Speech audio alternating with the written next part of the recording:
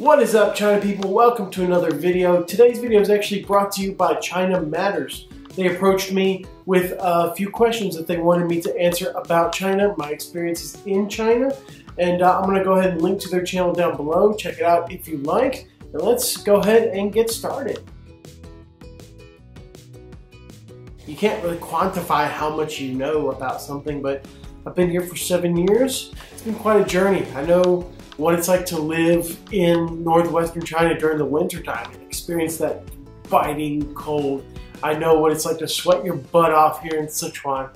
I know what it's like to be bored out of your mind in Tianjin. I know what it's like to travel around this country. There are all these small little experiences that you can't really read in books. These little feelings that you have with daily interactions that you can't express to people who haven't experienced them themselves. So that's hard to say. Well, I guess what I find most interesting about China is the fact that it's changing all the time.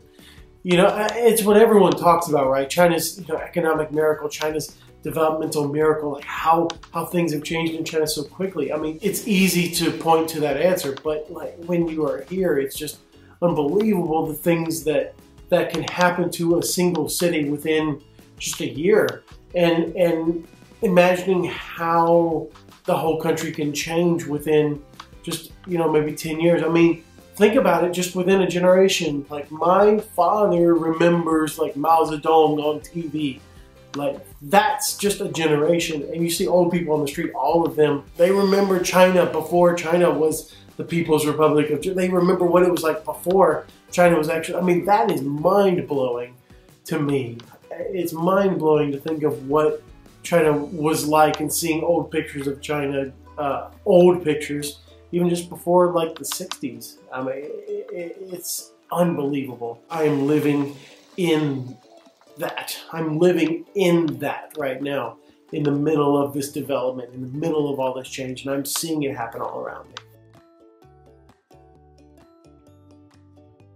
That it's kind of like North Korea, that it's like you come into China and you instantly lose all of your freedoms, and the government is watching you all of the time, and they're policing everything. Like, in my daily life, I don't really feel like my freedoms are encroached upon, really. I go to work just like anyone else. I go buy fruits and vegetables just like everyone else. I go out to eat just like everyone else. There are things like social media that I, have to work around, but I don't feel as though I'm being oppressed or anything. It's not this, to use Winston's phrase, this horrible communist gulag. It's absolutely not that at all. I think it's a little bit too early in China's story to really tell, because we've only in the past maybe like 10 or 15 years have like lots of Chinese people started to like leave China and go out and see the world. It's been so recent that you can't really say yet. I think China will eventually be sending out global citizens, and will have citizens that get more involved in the world. Right now, I wouldn't quite say so yet. This is the world's factory, so to speak.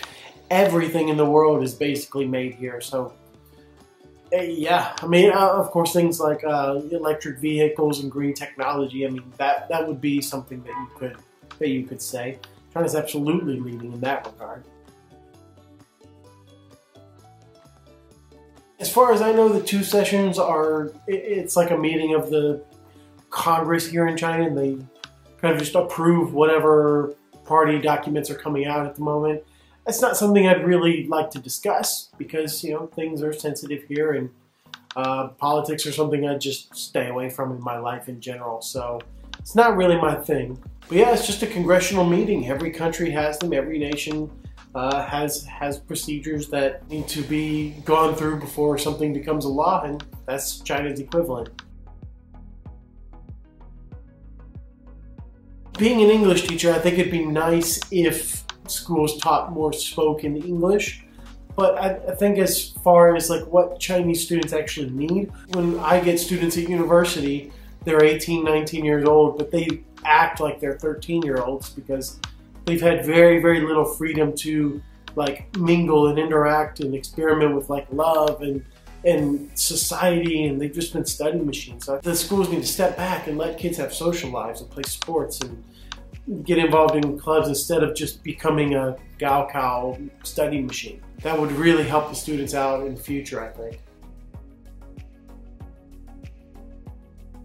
Before I came to China, and even when I first got here, I kind of looked at China in a very detached way, as a subject of a book. This is something that I studied in school. This is something I'm interested in. I looked at it from the outside, like that I wasn't a part of the story. But more and more as I tell people about China and I look at my life here, I realize that the more and more I talk about China, like I kind of insert myself into that story, and I feel more personally connected because I've been here for so long. I mean, virtually my entire adult life has been here in China. So I tend to say, well, the way the government, not the Chinese government, I say the government instead of the Chinese government. I say things like, we're trying to do this, and we're trying to do that, or they are trying to do that.